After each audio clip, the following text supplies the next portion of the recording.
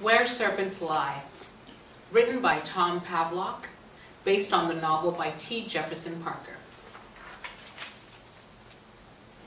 Fade in, exterior, beach.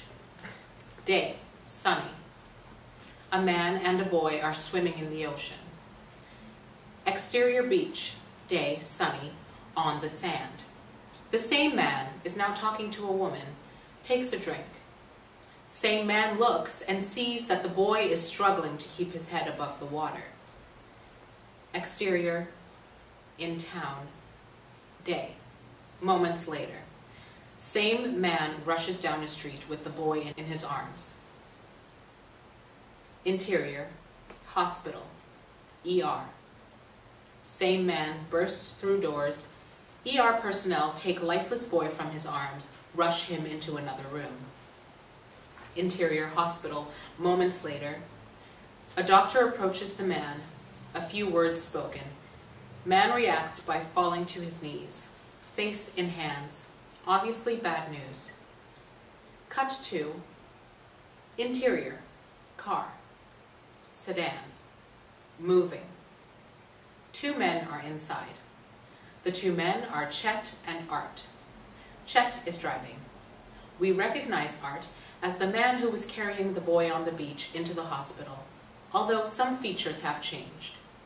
Art is in his 40s, short brown hair with a little spike to it, goatee, and looks to be in shape. Chet looks like he just stepped off the cover of Dirtbag Weekly, if there was such a publication. You okay, Art? You seem a bit quiet. Art? What? Oh, sorry, man, just thinking. You have second thoughts? Nope. Art sets an envelope on the console between them. Chet picks it up and puts it into his coat, continues driving. Exterior, house on a cul-de-sac. Night. Moments later. Chet's car approaches. Interior, van, same cul-de-sac. Night. Same time. Inside the van is a man. His name is Louis. He watches the car through a telescopic lens with a camera. He's dressed in jeans, a dark shirt, the letters K Unit across the back. A gun rests in a holster on his belt. He snaps photos of Chet and then Art. Johnny, you have him? Interior, house next door. Same cul-de-sac. Upstairs, continuous. Johnny watches from an upstairs window. Got him.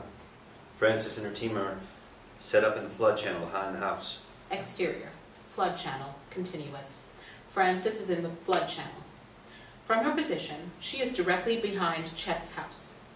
There are two men with her, tack gear, K Unit across all their shirts. We're set. Chopper is standing by a few hundred yards south of here. Interior, house, garage, night, continuous. The garage door opens and Chet pulls the car inside. The door closes behind them. Interior, house, continuous. Chet and Art enter from the garage. They enter the living room and we can see that there are people sitting out back. The two men go outside. Exterior, house, night. Chet's backyard, continuous. Three people are seated. A woman named CARYN and two men. One of the men is named Danny, the other guy is MARLON. No handshakes. Danny seems a little off, nervous. Art notices Danny's demeanor, gives him a look as if to say, hold it together. They appear to know each other. CARYN greets Chet with a kiss, but her eyes are on Art. Interior, house next door. Johnny's position, continuous. Johnny is listening to the conversation taking place. Someone in the group is wired. Louis and Frances are also listening in from their positions. Exterior, house, night. Chet's backyard, continuous. You must be Art. It's a pleasure to meet you. Chet's told me all about you. What you drinking? Scotch and soda? I think we can handle that. Art sits. Like it strong? Please. Her mood and tone change. No rough stuff, Art. Chet told me. Well, I'm telling you. That's not my thing. I may not win Mother of the Year award, but I keep a close eye on my girl. That's the way it should be. Art sips his drink. Want to see her? Yeah. CARYN leads Art into the house. Interior, house next door. Johnny's location, continuous. Johnny's POV on Art and CARYN with night vision camera lenses. Johnny snaps photos of Art and CARYN. He then views the men, and he notices Danny looking a bit fidgety. They're in the girls' room now. Copy that.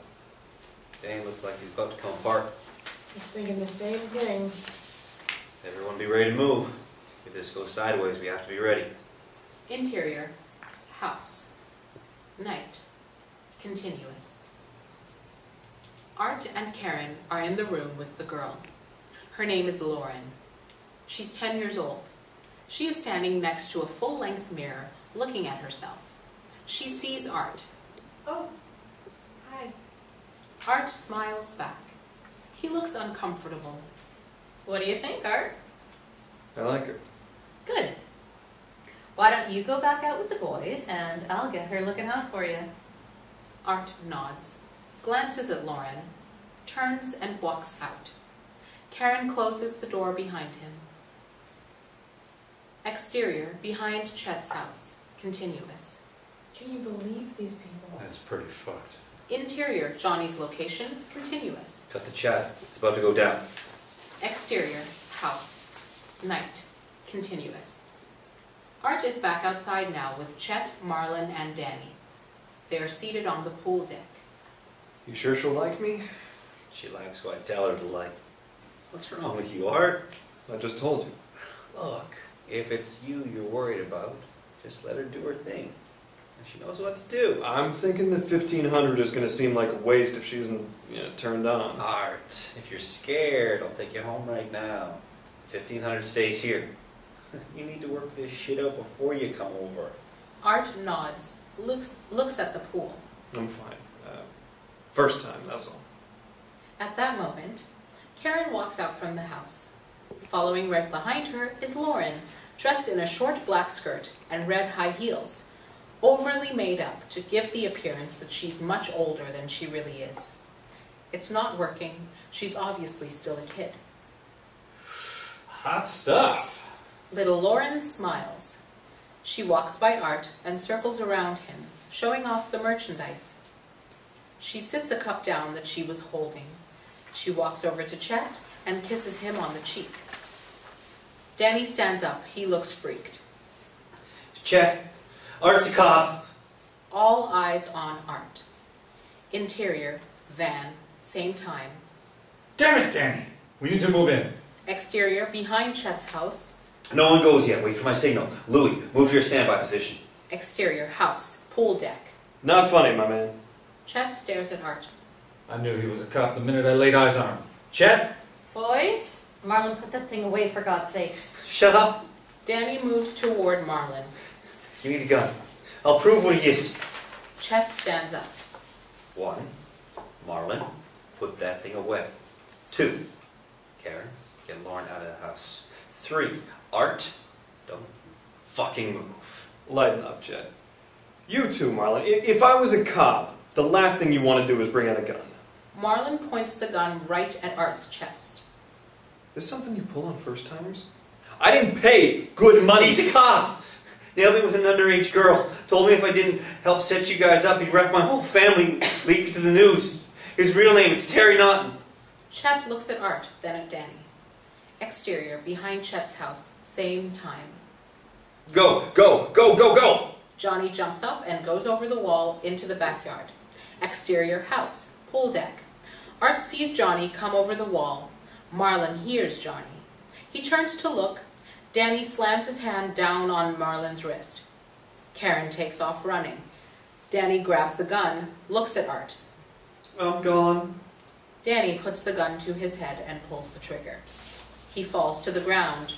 Blood pools underneath him. Chet disappears into the house. Marlon lumbers toward the house, holding his wrist. Art grabs Lauren. She screams and then bites him on the cheek. He covers her mouth with his hand. Art looks up to see Chet coming back outside, an automatic pistol in his hand. Marlon follows behind.